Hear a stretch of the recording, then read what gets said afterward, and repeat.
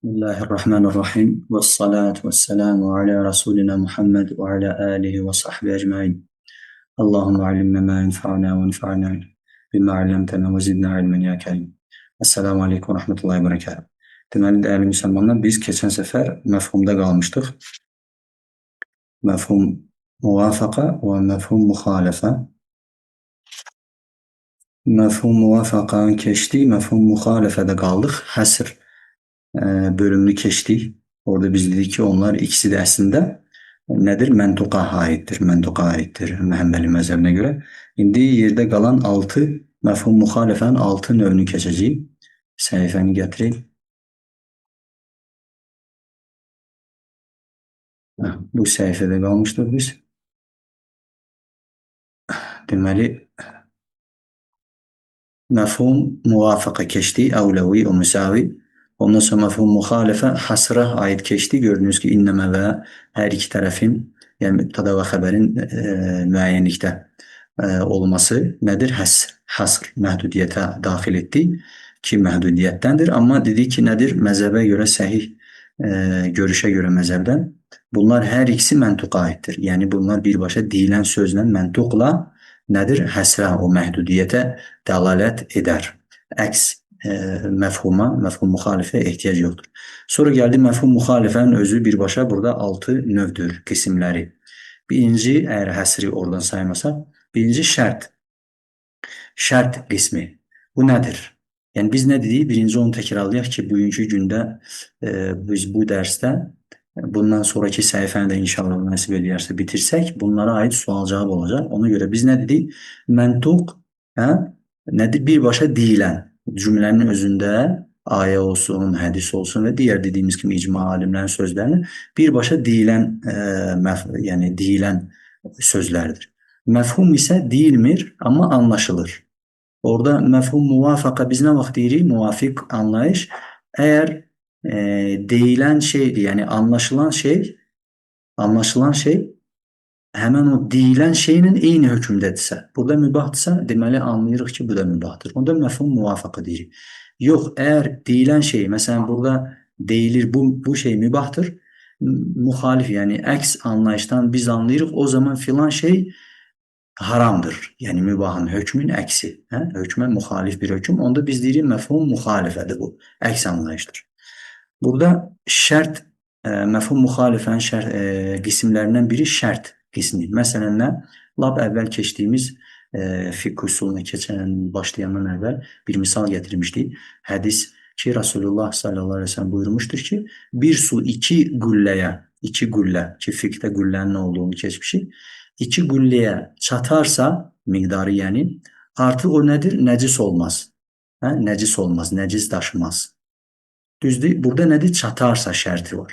Yəni əks anlayış nədirsə, birinci hökm nedir? Nəcis olmaz, iki gülləyə çatarsa. Əks anlayış iki gülləyə çatmazsa, yəni iki güllədən daha az olarsa o miqdardan, onda nedir? Nəcis olar. Düzdür? Orada nəcis olmaz. Deməli tahurdur, təmizdir. Əks hökm verdik. Nəcis olar. Nə zaman? İki gülləyə çatmazsa. Nə oldu? Mefhum muhalifə oldu. Mefhum muhalifənin hansı növüdür? Şərt. Biz şərtlə bildik ki, bu şərtlə bu hökm verilir, nəcis olmaz. Deməli, bu şərt olmazsa, iki gülləyə çatmazsa, iki gülləyə çatma şərti olmazsa, nə olur? Onda əks hökm verirlə, onda o zaman burada nəcis olmaz deyilmişdirsə, biz isə deyirik ki, onda nəcis olar. Sonra ikinci növü sifət, bizim dediyimiz vəsf, sifət növü. Buna aid misal, məsələn, hədisdə keçdiyi kimi səimə nə idi? Biz zəkat kitabında keçmişdik. Səimə otlayan, biz belə deyə bilərik, yəni hərfi olaraq tərcümə, otarılan nədir? Heyvan. Heyvanda, otarılan heyvanda, ev heyvanlarında zəkat var. Səimə ərəbcə. İndi tam şəri mənası nədir? Biz orada demişdik ki, ən azı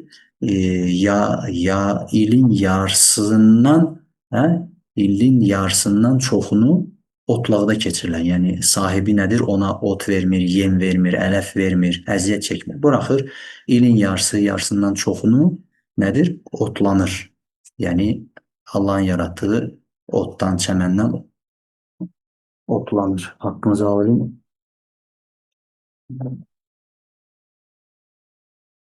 Hə. Deməli, bu nədir? Səymə. Bu bir sifətdir. Yəni bu cür ilin yarısı yarısından çoxunu otlanan, otarılan heyvanda zəkat var. Əks bu sifətdir, düzdür, vəsfdir. Həmin hansı heyvan? Bu cür heyvan. Onda zəkat var. Onda artıq zəkat, şübhəsiz ki, digər şərtlər, nisab və s. zəkat vacib olur. Əks anlayış nə oldu burada? Deməli, bu vəsfə sahib olmayan heyvanda zəkat yoxdur, zəkat vacib deyil. Yəni, ilin yarısından azını, məsələn, otarılıbsa, amma ilin yarısından çoxu, yəni sən onu yemləyirsən, yemək verirsən, yəni bu həmən ələf və s. sən verirsənsə ona, artıq nədir? Ona zəkat düşmür. Əks anlayış nədir? Burada zəkat vacib olur. Bu vəsfi yoxdursa o heyvanda, burada isə zəkat vacib olmur. Əks hökm verdi. Onun nə oldu? Məfhum müxalifə oldu. Həmən növü nə oldu? Sifət, vəsf. Sonra üçüncü növ, məfhum müxalifənin üçüncü növü ədəd, say. Sayda misal nə gətirirlər burada? Məsələn, şeyximiz müsafirin xoflara, yəni məslərə məs çəkməsi ki, səfərdə hədisdə deyildiyi kimi 3 gün, 3 gecə səfərdə ikən xoflara məs çəkə bilərsən. Hə? Məst dediyimiz xof və digər corab və s. olma hökmündə şərtlərlə ki, bunların yeri hamısı fiqhi məsələlərdir. Əsas biz nədir? Məfhum müxalifə anlamaq üçün. Hədisdə deyil nədir? 3 gün məs çəkə bilər. Yəni burada hökm nədir? Məs çəkməyin caizliyi hökm. Əks anlayış nədir? Ədəddən, saydan. Deməli 3 gün çəkə bilər.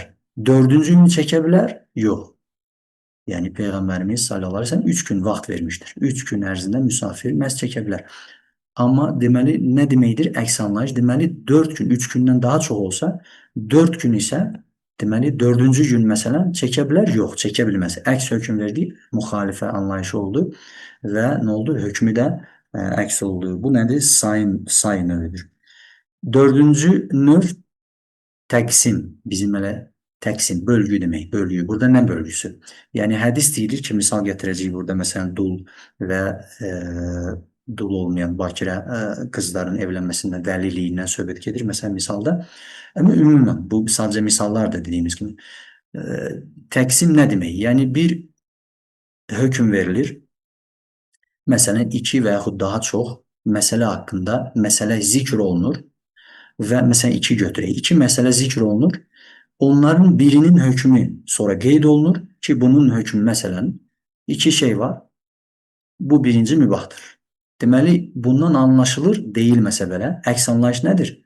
Yəni, bu 2 şey zikr olundu. Birinin hökmü mübah deyildisə, deməli, ikincisinin hökmü həmin o hökmə müxalif bir hökmdür. Yoxsa digərdə elə ikisi də mübahdır. Yəni, buna misal nədir? Rasulullah sallallahu aleyhi ve sellem hədisdə buyurur ki, dul qadın, dul dediyimiz yəni feyyib, ərəbcə bizdə dul ancaq məsələn əri vəfat eləyənə deyirlər, nədir? Ərəbcə dul ümumiyyətlə, yəni vaxtı ilə evli olsa da boşanmış məsələn olduğu və yaxud da ki, yəni səhi nigahda oldusa artıq feyyib sayılır. Deməli biz dul deyək ki, dediyimiz kimi təfərrüat hamısı fiqh aiddir. Sadəcə bu həmən o məfhum müxalifənin həmən o növünü anlamaq üçün bir misal. Deməli dul qadın vəlisindən özünə daha haqlıdır. Öz vəlisindən dul qadın vəlisi olmalıdır. Amma yəni ümumiyyətlə hədisdə deyildiyi kimi vəlisiz qadın özünü nigahladısa zina etmişdir. Onun nigahı da batildir. Yəni vəlisi olmayan, vəlisi də sultan və s. o ayrı bir şeydir. Hənəfilərə müxalif olaraq cümhurun görüşü budur.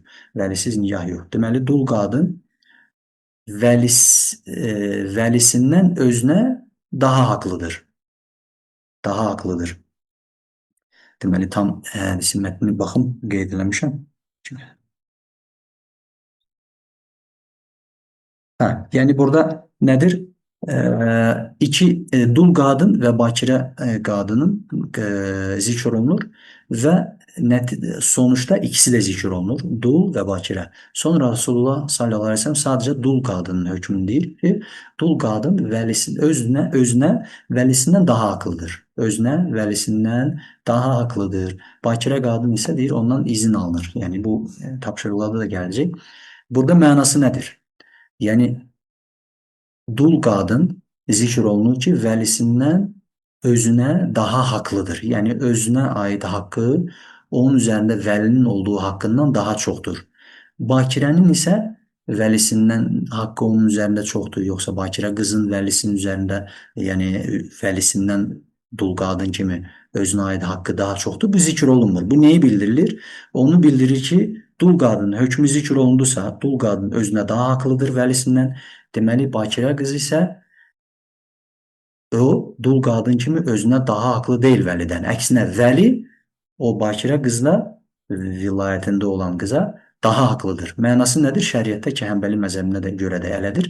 Yəni bakirə qızı vəlisi qızın izni olmadan belə evləndirə bilər. Yəni hətta yaşı çox olsa belə fərqi yoxdur. Bəzi məzəblərdə şey deyirlər, yaşı az olan, məsələn, həddi buluğa çatmayan və s. bu cür deyirlər. Amma Həmbəli məzəbinə görə yaşı nə qədər olsa da, böyük də olsa, bakirə qızdırsa, vəlisi onu qızın, yəni hətta mucbara deyirlər ona, icbari, məcburi şəkildə, yəni istədiyinə ərə verə bilər, qızdan izin almasa belə, qızın razılığı olmasa belə. Amma dul qadın isə, o demək deyil, vəlisiz daha haqlıdır, vəlisiz özünü nigahlaya bilər. Yox, onun nigahı batildir. Dul qadın isə sadəcə nə? Dul qadını bakirə qız kimi belə izin almadan, o məcburi şəkildə, o istəməsə, razılığı olmasa belə vəlisi verə bilməz. Onun izni alır. Amma verəndə yenə də vəlisi verir. Deməli, nədir? Təqsim burada mənası oldu. Bu misalda iki məsələ zikr olunur. Dul qadın, bakirə. Sonra yalnız dulun hökmü deyilir. Dulun hökmü ki, o özünə daha haqlıdır vəlisindən. Yəni, ondan izin olmadan vəlisi ona verə bilməz. Deməli, əks anlayış nə oldu? Təqsimdə bunun bakirənin zikr olunmadığı şey barədə vəlisi, yəni ona daha haqlıdır, yoxsa o daha özünə haqlıdır, zikr olunmadı. Deməli, nədir? Dulun hökmünün müxalifi, əksidir. Deməli, burada bakirəyə vəlisi daha haqlıdır. Qadın özü yox, vəlisi ona daha haqlıdır. Ki, dediyimiz kimi, əvvəl də dediyimiz kimi, indi də təkrarlayaq ara sıra yeri gəlmişkən, yəni buradakı deyilən məsələlər, yəni fiqhi məsələni təqrir etməyə, yəni fiqhi məsələni təhqiq etməyə və s. deyildir. Yəni bunun yeri fiqdədir. Burada sadəcə həmən misal üzərindən, burada dediyimiz kimi, bəzən misallar heç məzhəbdə racih olan görüşə görə olmaya da bilər. Ümumiyyətlə, yəni bu sadəcə məsələni düzgün anlamaq məsələ üzərində. Deməli, 5-ci oldu. 5-ci növ isə qayə. Əl-qayə, qayə. Burada nədir? Məqsəd, son qayə, son hədəf. Yəni, burada hədəf nə mənada? Son hədd. Son hədd. Buna misal nədir? Məsələn, Allah Subhanahu Teala Quranda buyurur ki, Dəstəmaz ayəsinin, Maidə surəsinin 5-ci ayəsi, səhv etmirəm sayının 5-ci ayəsidir inşallah, və əllərini dirsəklərə qədər yumaq. Dirsəklərə qədər. Həmən o hədd, ondan söhbət gedir. Yəni, bu nədir? Dəstəmazda əlləri, üzdən sonraki əlləri yuyursan, dirsəklərə qədər yumaq nədir? Vacibdir. Düzdür? Dəstəmazın fərzlərindəndir. Biz bunu dedik fiqdə. Dirsəklərə qədər. Əks anlayış nədir? Dirsəklərdən sonra, daha yuxarı. Dirsəklərə qədər, bura kimi də. Dirsəklərdən sonra vacibdir, vacib deyil. Əks anlayışı. Dirsəklərə qədər qayə, son, hədd, limit, belə deyə. Bu nədir? Dirsək bu misalda, düzdür? Bura qədər vacibdir, əmr olunur. Amma bundan sonra əks anlayış nədir? Deməli, vacib deyilir. Əks hökmü verdi və həmən o həddin ötəsinə getdi. Həddin ötəsi deməli, əks hökmdədir. Burada həddə qədər vacib idi, həddən sonrası vacib deyil.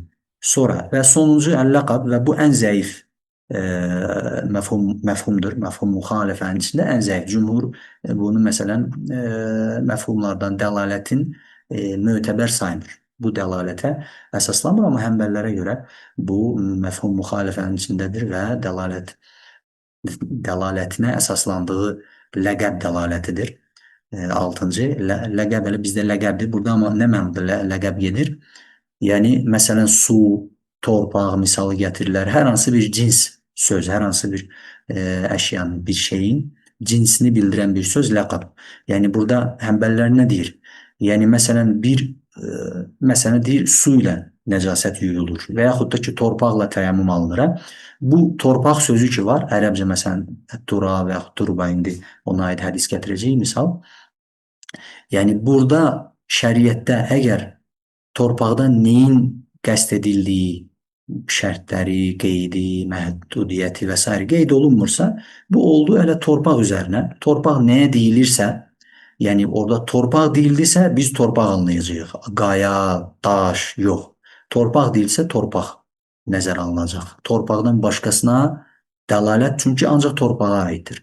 Torpaqdan başqasına aid dəlaləti qəbul etmirik. Həmbəllərə görə belədir. Buna misal, məsələn, Rasulullah sallallahu əleyhi və səlləm hədisdə buyurmuşdu ki, yer üzü mənə nədir? Yeryüzün torpağı, hə? Yeryüzün torpağı ərəbcə ilə gedir. Torpağı mənə tahur edildi. Tahur, yəni harda namazın vaxtı gəldi, namaz qıldığı yer də oradadır, namazgahı da oradadır, təharəti də oradadır. Yəni su yoxdursa, həmən torpağını nədir? Təyammüm alıb qıla bilər. Burada nədir? Yəni onun torpağı, turbatuha. Ərəbcə cöylər turbətuha, turbə, turab sözü, yəni eyni köklü sözdür. Yəni orada deyilmədi qayası, yer üzü, yox. Sırf torpaq sözü deyildi, torpaq. Və ona görə həmbəllərə görə həmin o ləqəb budur. Torpaq nəyə deyilirsə, deməli ondan başqası ilə su olmadıqda təyammüm etmək caiz deyildir. Torpaq da nədir? Həmbəllərə görə mütləq təyammüm etdiyin şey mütləq yəni yəni ona vuranda ələ yapışacaq bir şey olmalıdır. Torpaq dediyimiz yəni. Yəni torpaq dediyimiz məsələn qayaya vur. Bəzi çünki nə deyirlər? Yerin üzü. Yerin üzünə məsələn qayadır, mərmər kimi daşdır, yerin üzüdür. Ona vursa, üstündə torpaq olmasa da, ələ bir şey yapışmasa da, deyirlər ki, təyammüm səhihdir. Həmbəllərə görə yox. Hədisdə birbaşa torpaq sözü keçdi deyə bunun ləqəb dəlaləti deyirlər buna. Əks məfhum. Əks nə əksdir? Yəni o torpaqla almaq olarsa turbə, onunla almaq olarsa, onunla alınırsa, deməli onun xaricində torpaq olmayan şeylərlə təyammüm almaq olmaz. Əks hökm verdi, əks anlayışla əks hökm verdi. Ona görə nədir? Həmbəli məzəbində budur. Dediyimiz kimi bu ümumiyyətlə və bunu yadda saxlayın. Bax bu 6 şey ki var: şərt, sifət, ədəd, təqsim, qayə, ləqəb. Bunlar alimlər, bəzi alimlər var ki, bunların altısında hamısının bu ikinci sifət ki var, vəsf. Onu daxil etmişlər. Həm də demişlər ki, əks anlayış, məfhum müxalifə hamısı sifətə aiddir. Çünki şərt də bir vəsfdir. Yəni iki qülləyə çatdı su. Çatdısa nəcis daşımaz. Bu da bir vəsfdir. Və yaxud say, o da bir vəsfdir. Hə? Və yaxud bölgü, buna vəsf verdik, buna yəni vermədik, deməli bu bunun əks. Yəni bunlar hamısı bir vəsf halında olduğu üçün nədir? Vəsfə daxil etmişdir. Amma daha gözəl anlamaq üçün bu bir. İkincisi də bu bölgü həm gözəl anlamaqdan savayı qüvvəti, gücünə görə, necə ki bizə sözün gücü var idi, məsələn nas, zahir və s. Gücə görə, yəni şərtin dəlaləti sifətin dəlalətindən daha güclüdür. Yəni onun əks anlayışı şərtə qoşucu, şərtdən çıxarıcı yoxsa onun dəlaləti daha güclüdür. O birisi digərindən daha güclüdür. Sonra keçək o növbəti səhifəyə. Deməli sual yaranır. Biz nə keçdik? Sonuncu müxalifə məfhumu, məfhum müxalifə. İndi biz hər belə məsələn bir ayə, bir hədis keçir və yaxud dediyimiz kimi bu hamısı yəni alimlərin sözlərini anlamağa aiddir hər bir şey, düzgün anlamaq üçün. Ondan anlaşılan əks anlayış ki var, məfhum müxalifə. Hər bir məfhum müxalifə mötəbər sayılır yoxsa yox? Yəni hər bir əks anlayışla biz hökm çıxara bilərik. Burada deyilir ki, bu mübahdırsa, deməli filan şey də mübah deyil. Əks anlayış. Yəni hər bu cür əks anlayış, məfhum müxalifə mötəbərdir, sayılır, düzgündür, səhihdir. Əlbəttə ki, yox. Onun da şərtləri var. Həmən indi növbəti səhifədə onun nədir? Şərtlərini keçəcəyik. Deməli, bu səhifədir. Şurutul əməl bi məfhumul müxalifə. Buraya yazırsınız ki, məfhumul müxalifə ilə, bu sırf məfhum müxalifə aiddir. Düzdür? Məfhum çünki biz keçdik nədir? Muvafəqə müxalifə var. Bu məfhumul müxalifə. Həmin o son keçdiyimiz ki, 6 növü ki var, şərt, sifət, ədəd, təqsim, qayə, yəni qayə və ləqəb. 6 bu növü ki var, dəlalətin, əks anlayışın, məfhum müxalifə, onunla əməl etməyin şərtləri. Bu Safiyyədir. Bilmirəm, bizdə əvvəl 2 dənə biz qəbul etdik. Odursa yenə Yazı pozantısa çıxardarıq, amma onlardan deyilsə önemli dərsə qoyulur. Deməli, bu məfhum müxalifə ilə əməl etməyin şərtləri. Yəni nə vaxt məfhum müxalifəni biz mötəbər sayıb onunla, onun dəlaləti ilə əməl edə bilərik. Bunun şərtləri var. Burada neçə? 5 şərti var. Səhifəni keçirim. Deməli, birinci şərt odur ki, yazırsınız ki məskut, biz nə dedik? Var məntuq, deyilən bir şey, var da ondan məskut, deyilməyən bir şey, yəni susulan bir şey, deyilməyən bir şey, amma o anlaşılan bir şey. Həmən o məskut anlaşılan bir şey, yəni. Amma biz məskut olaraq burada yazılır deyəni, orada da elə yazmışdıq məskut. Deməli, nə demişdik biz? Məfhum müxalifə nə vaxt olur? Həmən o məntuq, məskuta məntuqun yəni əks hökmünü veririksə, orada məntuqda deyilir bu mübahdır. Biz deyirik, deməli, əks anlayış odur ki, məfhum müxalifə deməli filan şeydə haramdır məsələn. Bu haramdır, deməli filan şey mübahdır. Əks anlayış verilir. Nədir? Həmən o məskut odur. Susulan bir şey, yəni anlaşılan bir şey, deyilməyən bir şey. Deməli, birinci şərt nədir? Birinci şərt susulan, məskut, yəni həmən o anlaşılan. Deməli, deməli, ona, həmən o əks müxalifə məfhumuna ondan daha evla, dediyimiz kimi daha öncəlikli, daha evla və yaxud ona bərabər olmamalıdır. Elə yazın. Məskut daha övla, yəni evla mı deyirlər, nədir? Əvlə ərəbcə. Daha yəni öncəlikli və yaxud ona bərabər nədir? Hökmdə olmamalıdır. Yəni hökmdə, onunla hökmdə daha üstün və yaxud da ona bərabər olmamalıdır. Buna misal. Məsələn, misal dedikcə daha anlaşılacaq. Həmən o gətirdiyimiz ayə ki var idi, valideynlərə aid, onlar hər ikisi və yaxud ikisindən biri sizə yanınızda yaşlaşarsa, onlara uf belə deməyin. Uf belə deməyin. Deməyin nəhidir, olmaz, hə? Deməli, biz deyirik ki, ona uf belə deməyin ayədə keçdiyi kimi, məfhumul müxalifə ilə biz desək ki, onda onlara o zaman demək, demək və yaxud da ki, Allah korusun, onlara təhqir etmək, daha ağır söz demək nədir? Onda olar. Bu cür əks anlayışdır. Yəni, əslində bu nədir? Məfhum müxalifədir. Yəni, ayədə deyilir ki, onlara uf deməyin, məsələn. O, belə sözünü desək, bizim dillə çıxarsaq, onlara uf deməyin. Yəni, ayədə nə? Uf haqqında danışılır, düzdür? Başqa dediyimiz söz və yaxud Allah qorusun təhqir etmək haqqında valideynlər o ayədə məntuq olaraq heç bir şey yox. Düzdür?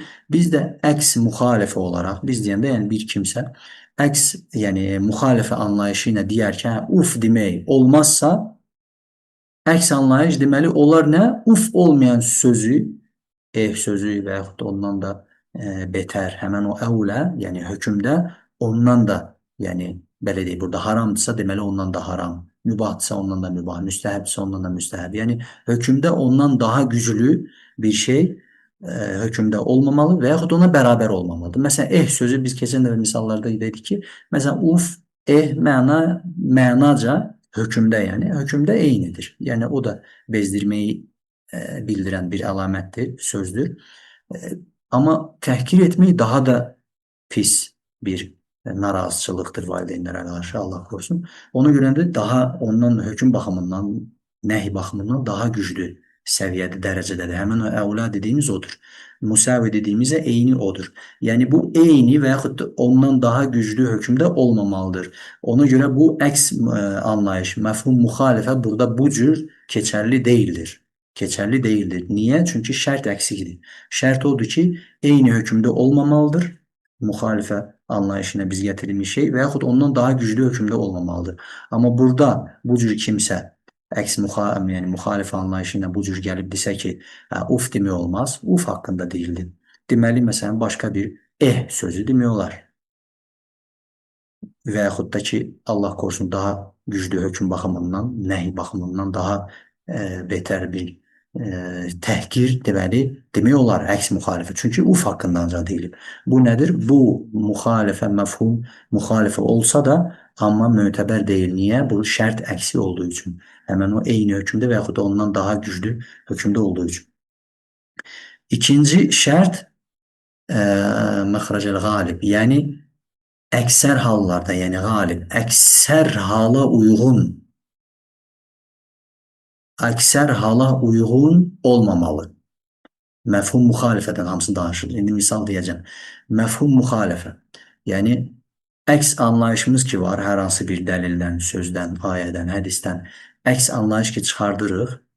O ayə, dəlil hansının ki əks anlayışını çıxardırıq. O söz, yəni əksər hallara görə deyilən bir söz olmamalı. Yəni bu bir qeyd deyil orada. Bu sadəcə əksər hallarda bu cür olduğu üçün hər hansı bir qeyd, vəsf zikr olunmuşdur.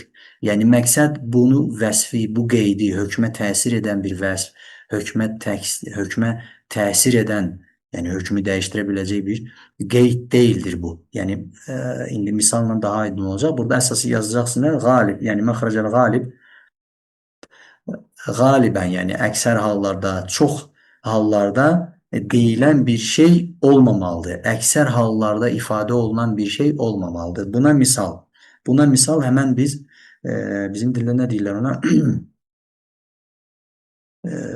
Qızlıq, hə? Məsələn, yəni bir kişi qadınla evlənir. O qadının əvvəlki ərindən bir övladı var, qızı. Rəbibə. Ərəbcə rəbəib. Yəni ayədə keçdiyi kimi Nisa surəsi 23-də yəni sizə kimlər, kişilərə deyilir ki, analarınız, bacılarınız, xalalarınız və s. və s. orada keçir və nədir? Həmən o rəbibə sözün cəmi, yəni qızlıqlarınız, yəni doğma qızlarınız deyil, zövcələrinizin başqalarından, sizdən olmayan, sizdən başqasından olan qızları, rəbibə. Deməli, orada ayədə nə deyilir? Və sizin, yəni sizə evlənməsi haram olan qadınlar zikr olunduqca ayədə onlardan biri də nədir? Həmən fi hucurikum, otaqlarınızda olan qızlıqlarınız. Otaqlarınızda olan fikir və bu qeyddir əslində. Normal üsul qaydalarına götürsən bu qeyddir. Yəni əks anlayış nədir? Yəni o nə demək? Sizin evlərinizdə böyüyən, sizin otaqlarınızda olan, hal-hazırda sizinlə bərabər olan qızlıqlarınız. Əks anlayış nədir? Məsələn, sizin evlərinizdə deyilsə, ola bilər atalarının evində, babalarının evində, bəlkə böyüdülər artıq öz ərlərinin və yaxud ayrı öz evlərindədirsə, əks anlayış. Deməli, evlənməsi haram deyildir sizə. Əks anlayış budur. Amma bu anlayış mötəbərdir? Yox. Niyə? Çünki bu həmən ərəbcə nə deyilir üsulda? Xaraca məxrəcəl qalib. Yəni, əksər hallarda kişi qadınla evlənəndə o qadın da ondan başqasından deməli qızları varsa, biri və yaxud daha çox, əksər hallarda onlar həmən o atalığının evində böyüyər, atalığının evində olar, anasının yanında olar, əksər hallarda. Yəni ona görə bu qeyd əksər hallara uyğun deyilmişdir ki, evlərinizdə olan, yəni çox vaxt bu qızlıqlarınız evlərinizdə olur. Amma bu hökmə təsir edən bir qeyd deyil. Bu əksər həmən o məxrəcəl qalib əksər hallarda olan hala uyğun deyilən bir qeyddir. Yoxsa hökmə təsir etmək məqsud deyirlər də, yəni hökmə təsir etməsi üçün qəsd edilən bir qeyd deyildir. Ona görə burada bu şərt yerində olmadığı üçün əks anlayış burada səhih deyil. Yəni bu cür kimsə anlayıb hökm çıxarmaq haqqı yoxdur ki, desin ki, məsələn, deməli evlərimizdə olmayan qızlıqlarımızla, məsələn, anası ilə evləndi, ayəyə görə yaxınlıq da etdi. Sonra nə vaxtsa, məsələn, boşandı və yaxud anası öldü. Həmin o anası, yəni qızın anası, bu kişinin zövcəsi, həmin o zövcəsinin digərindən olan qızı ilə o sonra evlənə bilər? Yox, ona əbədiyyən məhrəmdir, əbədiyyən evlənməsi də haramdır. Ona görə bu qeyd nədir? Əksər hallarda olan hala uyğun nədir? Çıxmışdır, deyilmişdir. Amma hökmə təsir edəcək bir qeyd deyil. Ona görə əks anlayış oradan götürülməz. İnşallah ki, aydındır ki, bu ayənin özündə ona görə bu hələ sırf bu qaydaya uyğun. Yoxsa ayənin özündə də, məsələn, nə deyir? Daxil olduğu, yəni cima etdiyiniz, yəni analarıyla yaxınlıq etdiyiniz qızlıqlarınız, evinizdə olan qızlıqlarınız da sizə haramdır. Sonra ayənin davamına gəlir. Burada iki qeyd oldu. Evlərinizdə olan qızlıqlarınız, hər qızlıqlar deyil, evlərinizdə olan. İkinci qeyd nə idi? Anaları ilə yaxınlıq etdiyiniz, yəni yaxınlıq etməsəniz artıq haram olmaz. Məsələn, boşandı, nəsə olsa, yaxınlıq olmadan sonra evlənə bilər şəriətə uyğun. İki qeyd. Amma ayənin davamı özü elə həmən o buna dəlildir. Ayənin davamında nə olur? Allah Subhanahu taala buyurur ki, eyni ayədə tamamlayanda buyurur ki, əgər onlara yaxınlıq etməsəniz, həmin evləndiyiniz zövcələr ki, qızlıqları evlərinizdədir və yaxud da evlərinizdə deyil, fərq etməz. Əgər onlara yaxınlıq etməsəniz, onda haram deyildir, halaldır. Deyilmədi ki, əgər onlara yaxınlıq etməsəniz və ya əgər onlar evlərinizdə deyilsə, deməli bu ikinci qeydin əksi qeyd olunmadı, zikr olunmadı. O onu göstərir ki, deməli o qeyd sadəcə dediyimiz kimi əksər hallarda bir qeyd olaraq çıxdı. Yoxsa hökmə təsir edəcək bir qeyd deyil. Amma hökmə təsir edəcək nə edir? Həmin yaxınlıq etdiyiniz qadınlar. Amma yaxınlıq etməsəniz, deməli ki, fiqhi məsələdir. Sadəcə xatırlatdıq, təfərrüatı fiqhdə keçmişdik. Deməli, əsas nə oldu? Qalibən, yəni əksər hallarda çıxan bu cür şeylər nədir? Şərt əksi olduğu üçün bunlarda müxalif anlayış, əks anlayış, məfhum müxalifə mötəbər sayılır. Üçüncü şərt ki, məfhum müxalifə ilə əməl etməyin şərtlərindən. Üçüncü şərt təfxim. Təfxim yazın. Həmən orada qalib məxrəci ilə çıxmasın. Burada təfxim məxrəci nə demək? Yəni şirtmək və yaxud burada daha da çirkin göstərmək, qəbih, daha da çirkin göstərmək üçün çıxmaması, yəni ifadə olunmaması şərti var. Yəni bir şey sadəcə onu daha çirkin göstərmək üçün deyilən bir vəsf, bir qeyddirsə, yəni yenə orada da nədir? Müxalifə anlayışı, məfhum müxalifə, yəni mötəbər sayılmır. Bu nədir? Məxrəci təfxim, yəni yenə deyil. Burada elə bir ki, daha da çox çirkin göstərmək üçün ifadə olunmamalı. Daha qəbih göstərmək üçün ifadə olunmamalı. Bu qeyd, şərt. İndi buna misal. Buna misal məsələn ayə, zinaya aid Allah Subhanahu taala buyurur ki, elə bil ki, cariyələr olan, əlinin altında kənizləri, yəni kənizləri olan qızlar, o vaxt müşrik ərəblərin vaxtında onlar nə edərdilər? Allah qorusun, həmən o kənizlərinin zina etməsinə razı olardılar, hətta məcbur edərdilər, gedin, zina edin, pul gətirin. Zina edin, pul gətirin. Bu cür şeylər ki, bugünkü gündə də belə şeylər var. Allah islah eləsin. Bu nə edərlər? Məcbur edərlər. O cür qadınlar olardı, kənizləri məcbur edərdilər. Get, zina et, pul qazan, pul gətir mənə. O kənizlərin şeyləri, seyidləri, belə ağaları, əfəndiləri. Deməli, ayədə nə buyurulur? Qeydə fikir verin. Deyir, وَلَا تُقْرِبُوا فَدَيَاتِكُمْ عَلَى الْبِغَاءِ اِنْ أَرَدْنَ تَحَسُّنَا. Deyir, sizin gənc qızlarınızı, həmən qızlarınızı, onlar qeydə fikir verin, onlar namuslu olmalarını istədikləri zaman, namuslu, yəni iffətlərini qorumaq istədikləri zaman təqdirdə onları zinaya, yəni biğaya, burada zina, fahişəliyə, zinaya məcbur etməyin. Məcbur etməyin. İndi əks anlayış. Əgər onlar iffətli davranmaq istəmirlərsə, iffətlərini qorumaq istəmirlərsə, deməli nədir? Deməli nədir?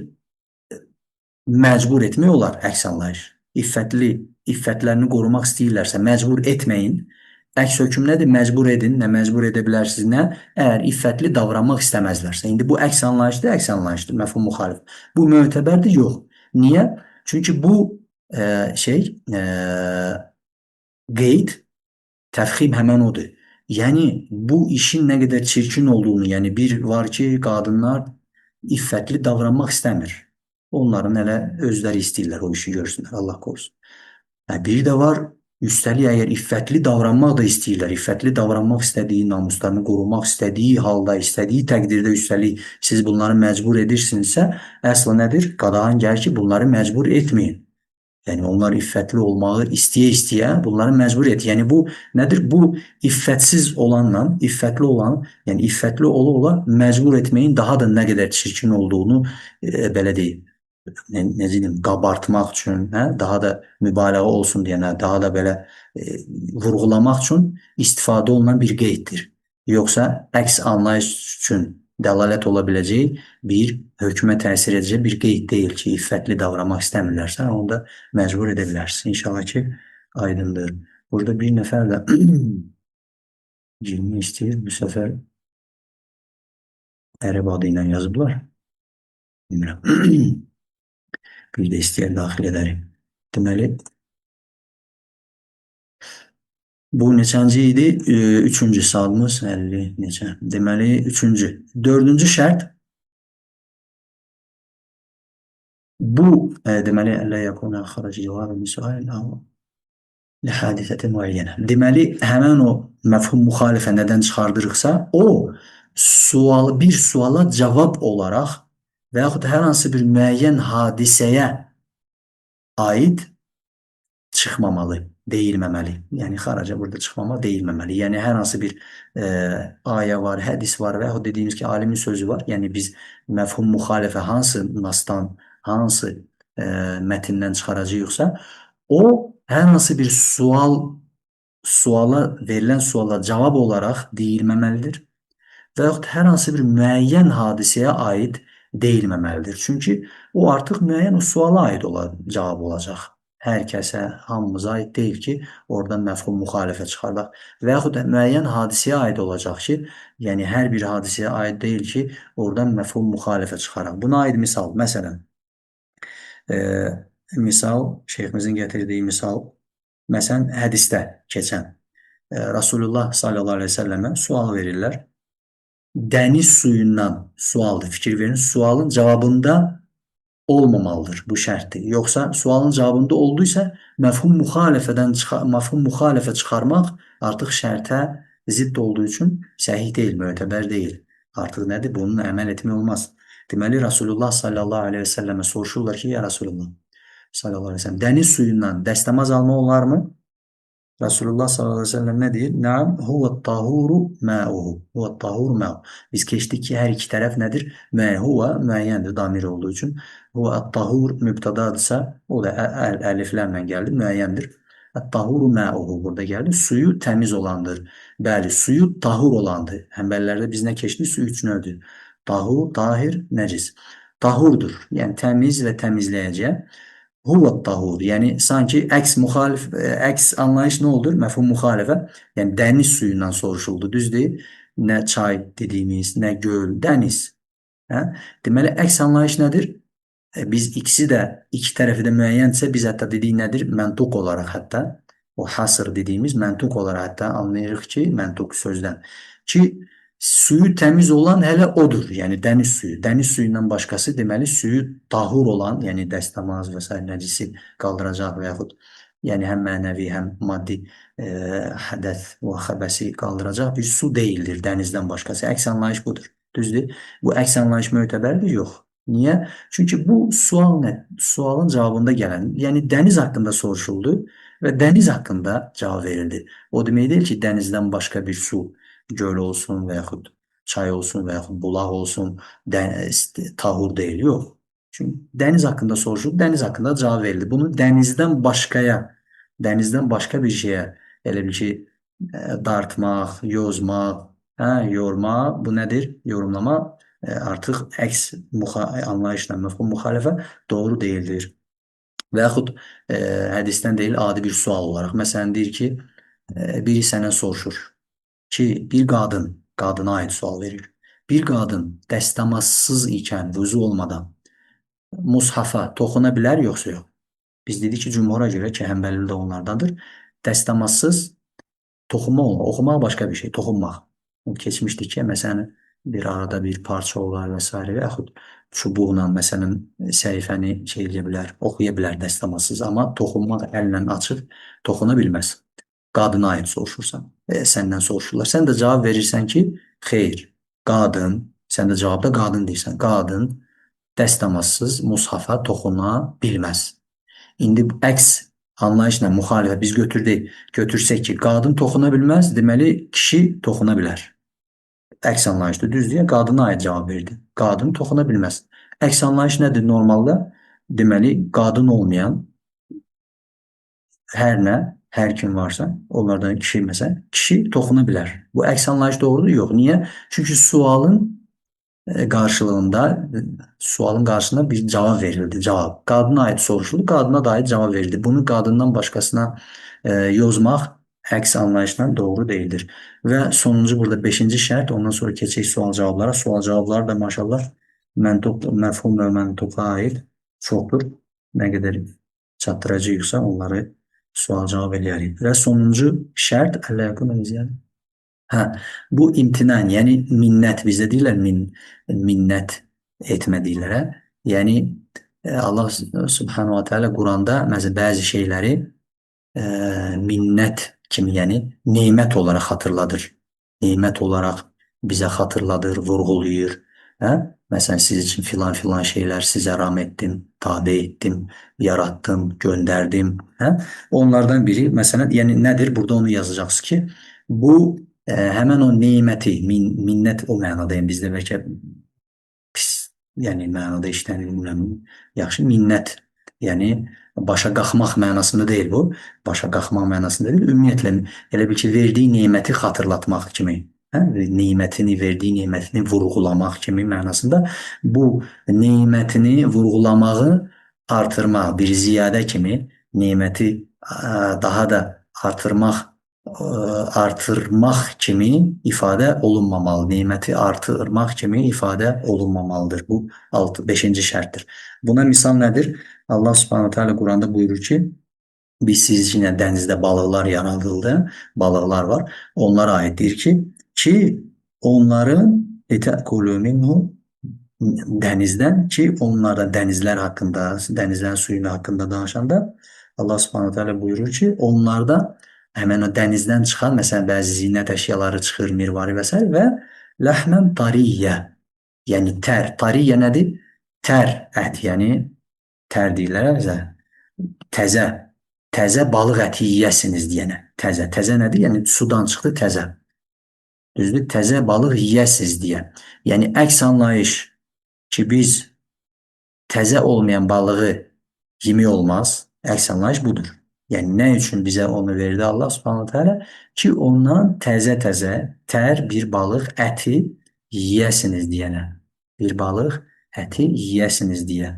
Yəni əks anlayış odur ki, bu balıq əti təzə deyilsə, yəni o onun üçün bizə yaradılmayıb, onun üçün verilməyib, onu artıq yemək olmaz. Əks müxalif anlayışdır. Bu doğru anlayışdır? Yox, mötəbər sayılmır. Mötəbər sayılmır. Niyə? Çünki bu təzə sözü, həmən o təzə, tər, ət yeyəsiniz deyənə balıqlar nəzərdə tutulur. Yəni bu sadəcə elə bil ki, nemətinin, yəni nə qədər çox olduğunu artıq, yəni bizə nemətini artırdı, nemətin həmən o artırdığı nemətini vurğulamaq üçün Allah Subhanahu taala bunu qeyd edir, həmən qeyd. Yoxsa bu həmin o hökmə təsir edən ki, tər olsa yemək olar, təzə balığı, tər olmasa, məsələn, qurudulmuş birisi balığı təzə yemir, qurulur, bilirik ki, heyvan əti kimi, məsələn, qoyun və s. əti necə qaxıc eləyirlər, qurudurlar. Balıq ətlərində, indi bu balıq bölgələrində, hətta Bakıda bunu balıq dənizə yaxın kəndlər bilər bunu.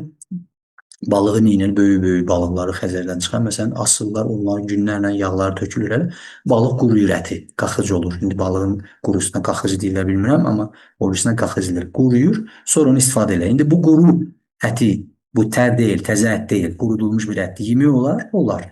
Bu qeyd həmin o hökmə təsir edəcək qeyd deyil. Bu sadəcə nemətin nə qədər artıq olmasını ifadə edəcək tərzdə çıxan bir qeyddir. Ona görə bu nədir? Bundan müxalif bir anlayış ki, təzə olmayan əti yemək olmaz anlayışı düzgün deyil, mötəbər deyildir. İnşallah ki, aydın oldu. Yəni bunu məhdudlaşdırmaq, xüsusiləşdirmək, bu olar, deməli əksi olmaz üçün deyilməmişdir. İndi inşallah keçək sual cavablara. Biz ekranı bağlayaq. Yarım saatimiz var. Nə qədər yetişəriksə çatı açıram. Çatı açıram.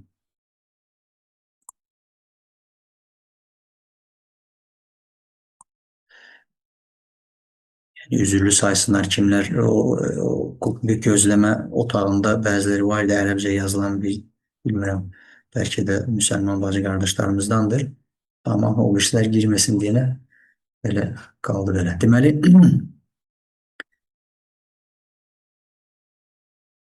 çatı açdım. Çatı açdım. Sual cavab.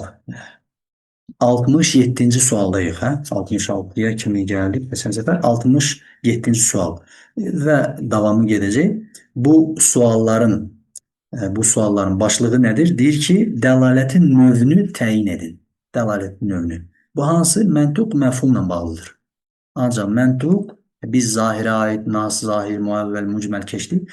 Bu məntuq və məfhumla bağlıdır və onun həmən dəlalətin səhih olub olmadığını keçir. Necə dəlalətin şərti ki, ən sonda keçdiyi 5 şərti var. Yəni bu 5-dən biri əksi idisə biz deyəcəyik ki, dəlalət bu məfhum müxalifədir məsələn. Düzdür. Bu əks anlayışdır. Amma səhih anlayış deyilir. O dəlalətə tutunmaq olmaz. Həmən onu da qeyd edir. Deməli burada variantlarda nə olacaq? Birincisi məntuqdursa, məsələn müəyyən hədis və yaxud ayə deyiləcək. Birinci oradakı nəyə dəlalət etdiyini də biz zikr edəcəyik sualda.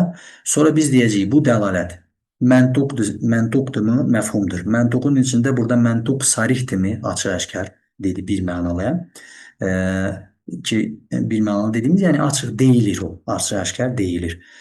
Yaxud məntuq qeyri-sarih, sarih olmayan məntuqdur ki, orada 3 növün keçdiyi iqtida, işarət və ima. İma və tənbih də dedik. Düzdür? Yəni məntuqun içində bu cür şeylər var deyəcəyik. Məntuqdursa, məntuq sarihdirmi, qeyri-sarihdir. Qeyri-sarihdirsə, iqtida, ima və yaxud işarət.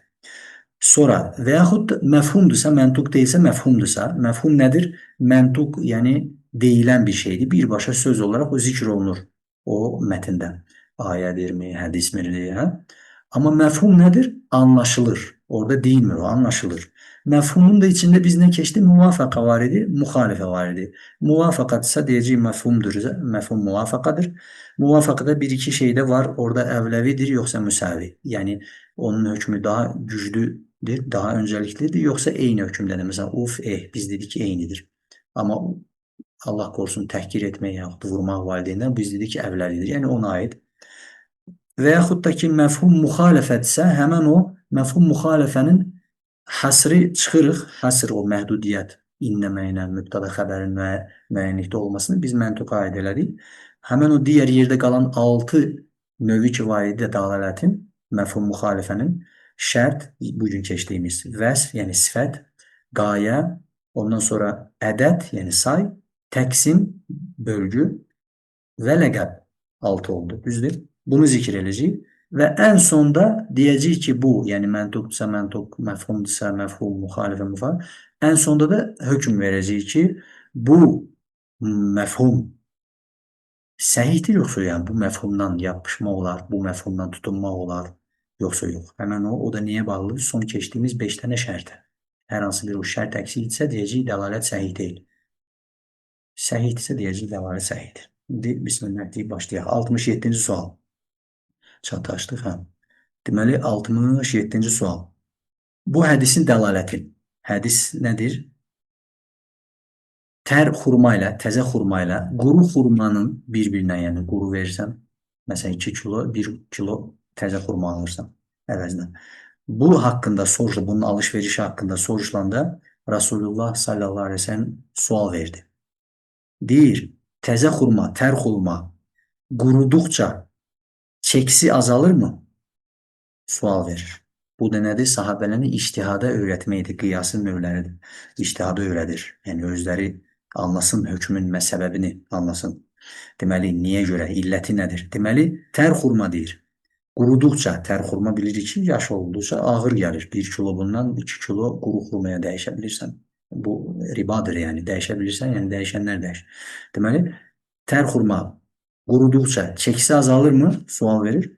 Dedilər ki, sahabələr, bəli, azalır. Fə ərəbcə indi biz onu fiqh usulunda keçəcəyik onu. Hələ biz keçməmişik. Fə səbəbi bildirər. Fənəhə anhu. Fə, yəni burada nədir? Yəni bu cavabı alandan sonra quruyur, bəli. Dedi nədir? Bu səbəbdən, yəni bizim dildə bu cür deyə bilirik, tərcümə edib. Bu səbəbdən neynədir? Nəhy etdi onu. Yəni bu cür tər xurma ilə quru xurmanı alıb satma, yəni bir-birinə dəyişdirmək belə deyə alış-verişdə belə. Nədir? Nəhy etdi Rasulullah sallallahu əleyhi və səlləm. Bax bu və dedi ki, o zaman davamında dedi ki, o zaman olmaz. Yox, satma olmaz. Yəni quruyursa, qurumaqla çəkisi azalırsa olmaz. İndi bu hədisin dəlaləti nəyə dəlaləti? Ki, bu alış-verişin qadağan olmasına, yəni haram olmasına, mən olmasına illət o tər xurmanın quruduqca çəkisinin azalmasıdır. Bax, bu dəlalət budur, düzdür? Buna dəlalət edir. Quruduqca çəkisi azalır. Ona görə nəhy olunmuşdur. Bax, bu hədisin bu mənaya dəlaləti məntuqdurmu, məfhumdurmu? Məntuqdursa sarihdir, qeyri-sarihdir və s. bu cür. Məfhumdur deyirlər. Məfhum. Bax, məfhum nə vaxt olur? Hər bu hədisdə bu barədə heç bir şey deyilmədisə, məfhum odur.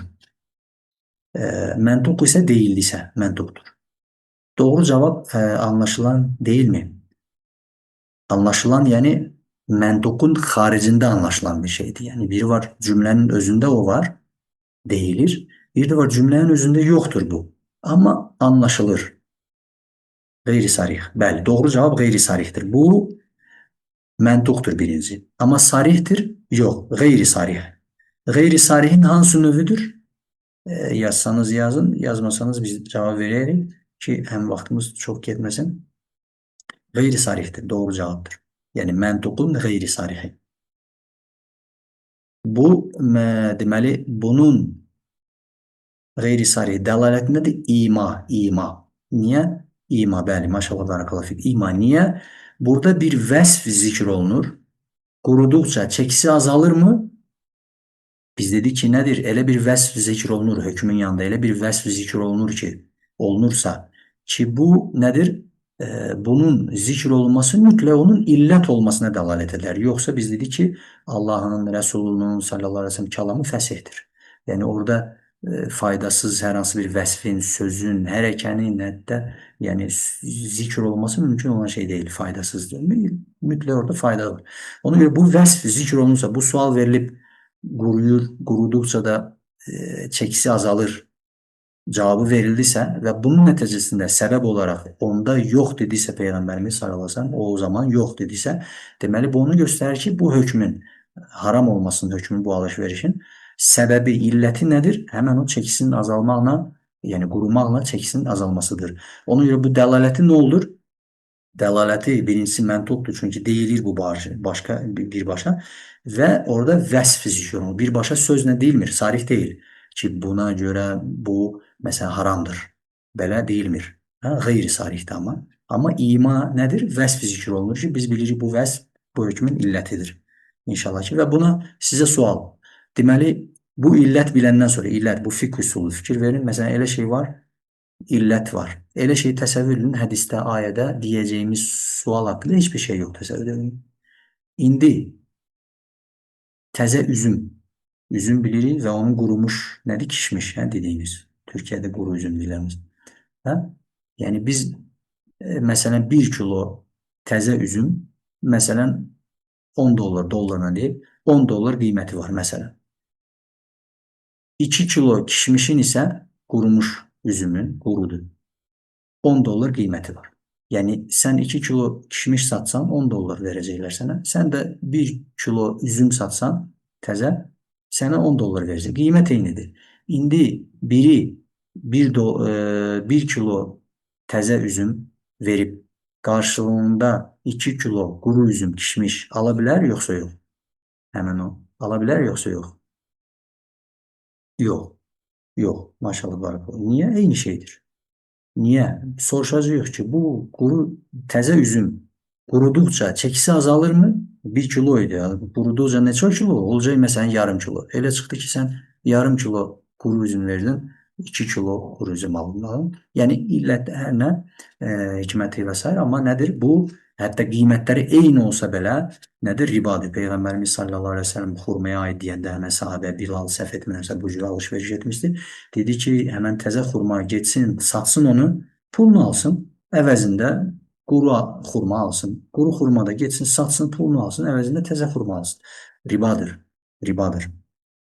Deməli, bu belə imadı doğru. Bu dəlalət səhihdir yoxsa yox? Həmin bu hədisdən çıxan bu dəlalət indi səhihdir yoxsa yox? Çünki son sual biz nə dedik? Dəlaləti səhihdir yoxsa dəlaləti yəni səhihdir, bəli, səhihdir. 68-ci sual səhihdir. 68-ci sual. Su 2 qullə miqdarına çatandan sonra o nəcis daşımaz, yəni nəcis olmaz, murdar olmaz. Bu hədisin 2 qullədən aşağı miqdarda olan suyun nəcis olacağına dəlalətir nədir? Məntuqdur, məfhumdur, məntuqdursa sarih, qeyri-sarih, məfhumdursa və s. Məfhum, maşallah, barakallahu fikum, məfhumdur. Məfhum muvafaqadır, yoxsa müxalifədir? Muvafiq yoxsa müxalif məfhumdur? Fikir verin. Məfhum, müxalifə, muvafaqa. Əsas fərq nədir? Əgər biz eyni hökm veririksə, muvafaqadır. Əks hökm veririksə, müxalifədir. İndi fikir verin. Hədisdə nə deyilir? 2 qulləyə çatan su nəcis olmaz, nəcis daşımaz. Amma bizim dəlalət, zikr etdiyimiz dəlalət nədir? 2 qullədən aşağı nəcis olar, nəcis olar. İndi nəcis olmaz və nəcis olar. Eyni hökmdür, yoxsa ayrı hökmdür? Bu cür. Yəni, bir-iki sualı bu cür izah edək ki, digərləri daha son olsun. Ayrı-ayrı hökmdür. Düzdür? Yəni, mübah, haram. Nəcis olar, nəcis olmaz. Bu ayrı-ayrı hökmdür. Yəni, iki qulləyə çatan nəcis olmaz. Yəni, tahurdur. 2 qullədən aşağı olan nəcis olar, nəcisdir. Deməli, əks hökmlərdir. Əks hökm verdiksə məfhumda, əks hökm, bəli, müxalif. Onda bu məfhum müxalifədir. Məfhum müxalifədir. Burada hədisdə deyilsəydi, nəcis daşımaz və hər hansı bir dəlalət deyəcəkdik, onunca ki, gələcək. Bu da su nəcis daşımaz, nəcis daşımaz, nəcis daşımaz. Yəni, tahur eyni hökmdürsə, deyəcək ki, məfhumdursə, məfhum muvafaqadır. Deməli, bu məfhum müxalifədir. Məfhum müxalifədir. Hansı növündəndir? Şərt, sifət, ləqəb, təqsim, ədəd, sonra nə qaldı? 6 dənə idi. Qayə, şərt, bəli, şərt. Çünki izə, bələğ, ərəbcə indi izə, bizim dildə deyəndə 2 qullə suya çatsa, bu şərtdir. Çatmasa, deməli, daşımaz ki, misal olaraq da dərsdə gətirir. Və dəlalət nədir? Səhihdir, bəli, səhihdir. O dəlaləti keçirik tez, inşallah, çünki hər kəs anlayır ki, səhihdir. 69-cu sual. Hədis gəlir. Həqiqətən əməllər niyyətə görədir. Həmən o, hədis. Həqiqətən innəmə. Əməllər yalnız niyyətə görədir. Yalnız sözünü artıraq. İnnəməl əməl bir niyyət. Bu hədisin niyyətsiz əməlin səhih olmamasına dəlalət etməsi. Niyyətsiz əməlin səhih olmamasına dəlalət etməsi. Bu dəlalət məntuqdur, məfhumdur, məntuqdursa, məntuq. Bəli, doğru, məntuqdur. Sarihdir, yox, məntuqdur. Niyə? Çünki əməllərin, birbaşa əməllər haqqında deyilir. Əməllər niyyətə görədir. Əməllər və biz keçdik ki, hasr, həmin o innəmə, biz dedik ki, məzhəbin səhih görüşünə görə məntuqa aiddir. Düzdür? Baxmayaraq, biz onu məfhum müxalifədə kitabın əmanəti olaraq müəlliflər gətirdi, amma altdan nə yazılır? 2 şey, innəmə, bir də mütləqa xəbərin ikisində müəyyənlikdə olması, biz dedik ki, məzhəbdən səhih olan bu məntuqa aiddir ki, həmən məsələdir. İnnəməl əməl bil niyyət. Həqiqətən əməllər yalnız niyyətə görədir. Deməli, əməllər səhihliyi niyyətə görədir. Deməli, niyyət yoxdursa, əməllər də səhih deyilsə, Həmbəli məzhəbinin bu başa məntuqdur, məfhum deyil. Bəzi alimlər amma dediyimiz kimi məfhum müxalifə aid, müvafaqa yox, müxalifə aid deyilir. Çünki əməllərin səhihliyindən danışılır, hədisdə deyilir. Amma əməlin səhih olmamasına aid dəlalət bir soruşur, əks deməli nə oldu? Əks anlayış oldu. Amma biz məntuq deyirik. Bu sarihdir, qeyri-sarihdir. Bu məntuq sarih. Sarih deyirlər. Məntuq fikir verin. Hədisdə əməllərin səhihliyi sözü keçdi, keçmədi. Qeyri-sarih, bəli. Çünkü emellerin səhiliyi sözü keçmədi. Emeller yalnız niyete göredir. Səhiliyini biz necə anlayırıq? Hemen o nədir? Hansı dəlalət edir? Ki orada mütləq həsf olunan dedi ki, təqdirdə nəzərdə tutulan bir düşürülmüş, değilməmiş, zikr olunmamış bir qeyd var. Ki onsuz dedi ki söz düzgün anlaşılmaz. Təqdirdə, bəli. Ona nə deyir? İqtida. Dəlalətül iqtida, iqtida. Dəlalətül iqtida. Deməli bu qeyri-sarihin iqtidaya aiddir. Yəni mütləq iqtida, bəli. Mütləq biz anlamalıyıq nə? Əməllərin mövcudluğu niyyətlə dedi. Yox, çünki dedi ki, niyyətsiz də əməl ola bilər. Yəni bir məcnun dəli, əməl ağlı yoxdur. Allah şəfa versin. Allah ağıl versin ağlı olmayanlara. Deməli, niyyətsiz əməl edə bilər. Niyyətsiz əməllərin mövcudluğu mümkündür. Yəni var bir həqiqətdir. Deməli, burada nədir? Mütləq bir təqdirdə eləyirik, əməllərin səhiliyi niyyətləridir. Niyyət varsa səhih, əməllər səhihdir, düzgün niyyət. Niyyətlər yoxsa əməllər də səhih deyildir və biz dedik ki, həmin o innəmə onu məntuqdandır. Yəni, həmin bu məna sözün özündədir, həsr. Çünki bu üslub ərəbcə həsr üslubundandır, məhdudiyyət. Yəni, niyyət varsa, əməl səhihdirsə, onun özündən də nəfi və isbat var. Onun özündə hələ var ki, niyyət varsa səhihdir.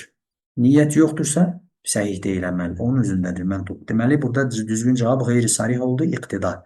İqtida və dəlalət də səhihdir. 70-ci sual. Sağımız var. Deməli, bu ayədir artıq. Dedilər ki, Rəhman, Allah subhanahu teala özünə övlad götürmüşdür. O deyir, pak və subhana, o pak və müqəddəs bütün nöqsanlardan uzaqdır. Əksinə, onlar sadəcə mələklərə demişlər, mələklər Allahın qızlarıdır, övlad götürmüşdür. Əksinə, onlar mukramun, yəni ehtiram sahibi, ehtiram sahibi, ikram olunan qullardır. Yəni Allahın qızları ya övladları deyil. Onlar Allahın nədir? Ehtiram etdiyi, ehtiram olunan qullardır. Bax bu ayə. Bu ayənin deməli valideynin, ata məsələn, atanın övladına malik olmasının səhih olması, yəni övladın atanın mülkündə olmasının səhih olmamasına dəlaləti nədir bu ayənin? Dəlaləti nədir? Məntuqdur yoxsa yox? Yəni Allah subhanahu teala deyirlər ki, övlad götürmüş. Allah subhanahu teala deyir ki, xeyr, əksinə onlar ehtiram olunan qullardır, qul. Övlad deyirlər. Qullar. İndi bu ayədən biz bunu misal gətirmişdik dəlalətdə. Kimin yadındadırsa, İnşallah onun cavabını düzgün verə biləcək. Dəlil gətirir ki, bəzi alimlər nədir? Buradan dəlil götürmüşlər ki, deməli, ata bir kölə övladını, məsələn, kölədir, alsa, avtomatik olaraq nə olur? Azad olur o insan. Çünki nədir? Onun mülkündə ola bilməz, həmin ayə əsasən. Bu indi hansıdır? Məntuqdur, qeyri-məntuq, məfhumdur. Məntuqsa qeyri-sarih yazılar. Nə yazılar? Qeyri-sarih doğrudur. Məntuqdur və məntuqun hansı sarih deyil, qeyri-sarihidir. Hansı dəlalətdir burada? İqtida, işarə yoxsa ima? Fikir verin. İşarə, bəli. Niyə? Çünki biz işarə dedik ki, işarə dəlaləti əslində orada məsələn bu ayədə, ayə o məsələnin hökmünü izah etmək üçün gəlməmiş və yaxud hədissə. Sadəcə oradan işarət olaraq anlaşılır o. Düzdür, məntuq olaraq, amma anlaşılır, biz indi sözdən anlayırıq deyənə o cür anlaşılır. Əslində bu məntuqdur. Amma onun üçün gəlmir. Çünki bu ayə nədir? Yəni, atanın mülkünə övlad keçərmi, keçməsi, bununla bağlı heç bir şey deyilmir burada. Yəni, onun üçün, yəni deyilmir deyəndə deyilir. Onun üçün deyilmir. Yəni, səbəb o deyil. Bu ayənin səbəbi o hökmü zikr etmək deyil. Amma işarət yolu ilə, işarət dəlaləti ilə nədir? O orada məntuqdur. Məntuq çünki burada nədir? Allah subhanahu teala buyurur ki, xeyr, onların övlad olduğunu iddia edirlər. Allah özünə övlad götürdü. Allah da deyir ki, xeyr, onlar quldular. İkram olunan qullardır, qul. Bu nədir? Deməli, övladlıqla qulluğun bir araya gəlməməsi. Yəni, onlar övlad deyil, qarşılığında Allah quldur deyir onlar. Yəni, qul olan övlad ola bilməz. övlad olan qul ola bilməz. Ona görə bu cür işarətlə işarət dəlaləti alimlər çıxardır ki, deməli bir insan öz övladını köləlikdən çıxartdısa, mülkünə keçirtdisə, onun mülkündə qala bilməz, qul ola bilməz. O mütləq azad olunur, avtomatik azad olması da şərt deyil. Avtomatik olaraq dərhal o nədir? Mülkünə keçən kimi artıq o nədir? Mülkiyyət mümkün deyil övlada. Yəni nədir? Şeydən çıxar. Ümumiyyətlə məhrəmə də aiddir. İndi məsələ odur. Yəni buradan işarət olaraq götürmüşlər ki, bu deyilir. Deyilir. Amma sarih deyil. Qeyri sarihdir. Açıq-aşkar burada deyilmir ki, qul, övlad qul ola bilməz. Bu açıq deyilmir. Amma işarətlə qeyri sarih olsa da buna işarət vardır. Bu 70-ci sual idi. 71-ci sual. Hədis. Həmən az öncəki hədis. Su 2 qüllə miqdarına çatdısa nəcis daşımaz. Yəni nəcis olmaz. Dağıldır. Bunun 2 qüllə miqdarında olan suyun nəcis olmamasına dəlaləti məntuqdur, məfhumdur, ya nədir? Yəni həmən hədisin 2 qülləyə çatan suyun, 2 qüllə miqdarında olan suyun nəcis olmamasına dəlaləti. Fikir verin, hədisdə nə deyilir? 2 qülləyə çatdısa nəcis daşımaz. Nəcis deyildir. Və dəlalət edir nəyə? 2 qülləyə çatan su nəcis deyildir. Nəcis deyildir. Yəni eyni fikir verin. Nəcis deyildir, nəcis deyildir. 2 qülləyə çatan, 2 qülləyə çatan. Ona görə nə olur? Bu məntuq olur. Doğru cavab məntuq. Yəni açıq-aşkar hədisdə deyilir. 2 qülləyə çatsa nəcis deyildir. Və dəlalət edir ki, deməli 2 qülləyə çatan su nəcis deyildir. Yəni eyni şeydir. Sanki sözbəsöz. Ona görə bu nə olur? Məntuq olur və sarih olur. Bəli, maşallah var. Məntuq, sarih, açıq-aşkar. Bunun da dəlaləti nədir? Səhihdir, səhih deyil. Bu dəlalət düzgün dəlalətdir, doğru dələlətdir. Yəni bu dələlətdən tutunub, yapışıb hökm çıxarma olar, yoxsa yox, səhihdir, bəli, maşallah var. Ümumiyyətlə bu səhihi çox vaxt zikr eləmirəm. Çünki əlhəmdə burada demək olar hamı səhihdir. O şərtlərə zid gələn dəlalətlər gələndə inşallah ora çatsa ki, bu il çətin çata gələn dərsdə onda soruşacağım, səhihdir yoxsa yox. Ara sıra soruşuram. Deməli 72-ci sual. Başqa bir hədis, mən ödərək Ərəfə. Kim Ərəfə bu həccə aiddir. Ona görə deyirəm, bəzi qayda, üsul, yəni insan fiqhi bilmədən fiqhi qaydaları, fiqhi üsul, düzgün, dürüst, tam anlaması mümkün olan bir şey deyil. Ona görə nədir? Biz də fiqhi keçəndən sonra nədir? Fiqhi qaydaları, fiqhi üsulunu keçirik ki, şeyhlərimiz verdiyi proqram üzrə. Deməli, həccə aiddir. Kimdir Ərəfəyə çatdısa, yəni Ərəfədə durmaq nəzər, vüquf. Ərəfəyə durmaq nə zamandan başlayır? Həmbəli məzmununa görə nə zaman son dura bilər? Kim Ərəfəyə çatdısa, yəni Ərəfə dağında fəcr, yəni Ərəfə nədir? Gecəsi 9-a o gecə nə olur? Biz dedik fəcr, dan yeri söküldü, gecə bitir. Dan yeri söküldü, fəcr namazın vaxtı girdi, belə desək. Nə olur? Gecə bitir. Həmən o Ərəfə dağında kim o, həmən o gecənin dan yeri ki sökülənə qədər, fəcr namazı girənə qədər, fəcr dan yeri sökülənə qədər kim Ərəfəyə çatdısa, yəni Ərəfədə vüquf, yəni dayandısa ki, həccin rükünudur, o artıq həccə yetişmişdir, çatmışdır. Yəni kim orada Ərəfədə durdusa, dan yeri sökülənə qədər həmən o son vaxt odur. Ondan sonra yox. O vaxta qədər kim durdusa Ərəfədə həccə çatmışdır. İndi bu hədisin deyəcəyimiz şeyə dəlaləti hansı dəlalətdir? Deyəcəyimiz şey nədir? Muzdəlifədə gecələməyin rükün olmamasına dəlaləti nədir? İndi biz bilməliyik ki, Muzdəlifədə nə vaxt gecələyirlər? Həmən 10-cu gecəmi? Orada gecələmək vacibdir. Məsələn, rükün olmaması. Rükün olmamasına dəlaləti. Çünki burada sualda vacib deyilmişdi. Şeyx düzəltdi rükün. Çünki rükün başqa, vacib başqa. Deməli, bu hədisin Müzdəlifədə gecələməyin rükün olmaz. Çünki yəni Ərəfəyə çatdınsa, məsələn, dan yeri söküləcək. Sən o gecə Müzdəlifədə gecələmək vacibdir. Dan yeri söküləcək. Dan yeri məsələn söküləndən bir dəqiqə öncə sən Ərəfə harda, Müzdəlifə harda. Yəni bir dəqiqə öncə sən Ərəfədə durdunsa, sən həccin səhihdir, həccə yetişmişsən. Yani bir dəqiqə sonra sənin Müzdəlifəyə gecə qurtarır bir dəqiqə sonra. Müzdəlifəyə çatıb orada gecələmək mümkün olan bir şey deyil. Amma deməli sən mümkün olan bir şey Müzdəlifədə deməli gecələməyəcəksən. Gecələmək mümkün deyil. Buna baxmayaraq yenə Rasulullah sallallahu əleyhi və səlləm nə deyir? Sən həccə çatdın. Yəni həcc yerinə yetirildi. Yəni həccin sayılır əsas çünki vüqufdur. Rükundur vüquf. Bir neçə rükünü var həccin 4, ümrənin 3. Amma Müzdəlifə rükündür. Yəni Müzdəlifədə gecələmək rükun deyil. Bu hədis ona dəlildir. Niyə? Çünki bir dəqiqə də olsa öncə sən dan yeri sökülmədən Ərəfədə dura bilsən, sənin Müzdəlifədə gecələmək mümkün deyil. Müzdəlifədə gecələməyəcəyinə baxmayaraq sənin həccin sayılırsa, deməli Müzdəlifədə gecələmək rükün deyil. Rükün olsaydı, yəni həccin qəbul olunmazdı, rükün deyil. Yəni bu həmən hədisin Müzdəlifədə gecələməyin rükün olmamasına dəlaləti nədir? Məntuqdur yoxsa məfhum? Məntuqdursa nə, məfhumdursa nə? Baxıram nədir? Məfhum yazıblar hər halda. Sonra məfhum yazırlar. Əslində məfhum deyil, məntuqdur. Soruşursunuz, harda məntuqdur? Məntuqdur, məntuq. Niyə? Məntuqdur. Qeyri-sarihdir, bəli. Çünki açıq-aşkar burada Müzdəlifə haqqında ümumiyyətlə heç bir şey deyilmir. Düzdür, ona görə. Amma nədir? Burada deyilir ki, Ərəfə, yəni Ərəfəyə çatdınsa, deməli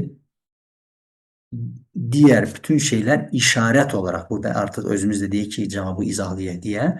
Yani Müzdəlifə hakkında gelmeyip bu. Müzdəlifənin hükmünü zikir etmek için bu gelmeyip. Ama bu ben dediğimiz izaha esasen bu onu bildirir ki yani Müzdəlifədə gecələməyəcəksən. Müzdəlifədə gecələməyinə baxmayaraq yani senin həccin səhihdirsə deməli Müzdəlifədə gecələmək rükün değildir. Bu artık nedir? Hemen bu şey elədinsə həccin səhihdir. Diğer şeyler nədir? Eləməsən də həccin səhihdir. Səhihdir. Ya bu məntuq olaraq qəbul olunur, qeyri-sari işarət olaraq. Niyə? Çünki açıq-aşkar bu barədə deyilmir, amma işarət var buna. Buna işarət var. Ərəfəyə çatdınsa səhihdir. Deməli, diğer şeyler Müzdəlifədə gecələmə və s. rükun deyildir. Rükun olmamasına aid. Məntuqdur, qeyri-sari işarət və dəlalətdə səhihdir. 73-cü sual. Bizim haradasa 5 dəqiqəmiz var. 73-cü sual ayədir. Allah subhanahu teala'nın bu sözü. Sizə analarınız haram qılınmışdır. Hemen o Nisa 23. Haram olunan qadınlar zikr olunur orada. 23, 24, 23'lerde inşallah bu. Sizə analarınız haram buyurulmuştur. Yani ayenin bir hissəsi. Bu ayenin analarla nikah qılmağın, evlənməyin haramlığına dəlaləti nədir? Məntuqdur, məfhumdur. Məntuqun içində sarih, qeyri-sarih və məfhum. Anlaşıldı inşallah. Məntuq. Məntuqya bəli, doğru cavab məntuqdur. Bəli, sarihdir yoxsa qeyri-sarih? Sarih yazırlar. Fikir verin. Ayədə nikah sözü keçir yoxsa yox? Ayədə keçir, analarınız sizə haram. Hətta bu desəm misal olarak gətirmişdik biz. Analarınız haram buyuruldu. Biz nə dedik? Orada mütləq bir nədir? Təqdirdə bir şey olmalıdır. Analarınız neyi haram buyuruldu? Salam vermək mi, oturup durmaq mı, baxmaq mı? Yani mütləq orada nə? Nikah sözü təqdirdə olunur. Düzdür, ona görə iqtida doğru. Qeyri-sarih iqtidadır bu. İqtida. Çünki analarınızın orada bacılarınız, xalalarınız, bibiləriniz hamısı orada hamısı iqtida. Yəni məcburi istər istəməz bir nəzərdə tutulan bir söz olmalıdır. Nə? Onlarla nikah etmək haram buyuruldu. Nikah etmək. Ona görə bu da məntuqdur, amma qeyri-sarih, açıq-aşkar. Çünki nikah sözü deyilmir. Nikah sözü təqdirdə olunur. Burada dəlalət nədir? İqtida. İqtida, yəni məcburi bu sonuç nəticə olaraq bu söz nəzərdə tutulur, deyilməsə dəlalət də səhihdir. 74-cü sual. Hədisin bunu misalda gətirmişdik. Deməli bizdə Rasulullah sallallahu aleyhi ve sellem buyurur ki yerin torpağı, turbatuha, yerin torpağı mənə tahur qılındı. Tahur, yəni təmizləyici, təyəmmüm ala bilərsiniz. Tahur qılındı. Bu hədisin torpaqla təyəmmüm etməyin səhiliyinə, səhih olmasına dəlaləti nədir? Məntuqdurmu, sarihdirmi, məfhumdurmu? Məntuqun içində sarih, qeyri-sarih. Məfhum ləqəb deyirlər. Fikir verin. Rasulullah sallallahu aleyhi ve sellem buyurur ki, onun, yəni yerin torpağı mənə tahur qılındı. Tahur. Tahur nədir? Təmizləyici. Yəni təyəmmüm almaq üçün, yəni su ilə başqa torpaqla təharət almaq üçün tahur qılındı. Və bu hədisin nədir? Torpaq ilə təyəmmüm almağın səhiyliyinə dəlaləti nədir? Doğru cavab burada məntuqdur. Məntuq, məfhum deyil. Yəni torpaq tahur qılındı. Təharətlə alınması caiz olan tahur. Və dəlalət nədir? Torpağını təyəmmüm almaq səhihdir. Yəni mənə torpağı tahur qılındı, mən də onu nədir? Tahur olaraq istifadə edib torpaqla təyəmmüm alıram, səhihdir. Yəni ona görə biraz ola bilər qarşı sual bizdə də tələbələr bir çoxu yanlış cavab vermişdir. Amma bu doğru cavab burada məntuqdur və sarihdir. Sarih, açıq-aşkar. Yəni yerin torpağı mənə tahur qılındı. Tahur biz nə dedik? Tahur həmən o onunla təharətin qalır, təyəmmüm alır. İstər böyük hədəsi ortadan qaldırmaq, istər kiçik hədəsi ortadan qaldırmaq üçün. Dəlalət də nə oldu? Təyəmmümün torpaqla alınmasının səhih olmasına dəlالət. Yəni açıq-aşkardır. Burada həmən şey deyilir. Məntuq sarihdir. Dəlaləti də səhihdir. 75-ci sual. Onu da hər halda 2-də bitirək. Onunla da dərsi bitirək. Deməli, eyni hədisdir hər halda. Bəli, eyni hədisdir ki, torpaq onun, yəni yerin torpağı mənə tahur qılındı. Bu hədisin bu səfər nədir? Torpaqdan başqası ilə edilən təyəmmümün səhih olmamasına dəlalətidir. Torpaqdan başqası ilə təyəmmümün səhih olmamasına, keçərli olmamasına dəlaləti bu səfər nədir? Məfhum müxalif. Maşallah, artıq əlhamdülillah gördüyünüz sual-cavablarla hamısı yerinə oturur. Nə qədər çox sual-cavab olsa, o qədər də insan o qədər də tam anlayır. Əlhamdülillah anlamadığı bir qaranlıq yerlər varsa, anladığı şeyi də daha gözəl anlayır. Məfhum müxalifə, bəli, məfhumdur. Müxalifə niyə? Fikir verin, orada təyəmmüm mənə tahur qılındı. Tahur, məsələn, maşallah, onun növünü də yazdılar artıq, ləqəbdir, bəzi növü ləqəbdir. Torpaq mənə tahur qılındı, tahurdur. Burada isə dəlalət nə dedik? Təyəmmüm torpaqdan başqası ilə səhih deyil. Əks hökm oldu. Burada tahurdur, səhihdir, yəni onunla təharət alınır. Burada isə səhih deyil, təharət olunmaz onunla. Əks oldu. Ona görə nə oldu? Anlaşılan. Çünki torpaqdan başqası ilə təyəmmüm alma haqqında hədisdə bir şey yox, məntuq olaraq. Bu anlaşılan bir şey, məfhumdur. Düzdür? Və əks anlayışlı müxalifədir və ləqəb. Burada əsas torpaq sözünə, torpağın nə olduğuna əsaslanaraq dildə, ləqəb olaraq, cins olaraq torpaq nəyə deyilir? Ona əsaslanaraq həmbəlilər dediyimiz kimi cümhura müxalif olaraq həmbəlilər deyir ki, torpaqdan başqası ilə o zaman torpaq deyilirsə hədisdə, o zaman torpaqdan başqası ilə yer üzündə olan daş, qaya və s. təyəmmüm alınmaz. Mütləq ələ yapışan bir şey olur. Torpağın üzündə bir şey olmalıdır, ələ yapışan. Ona görə bu dəlalət səhihdir yoxsa yox?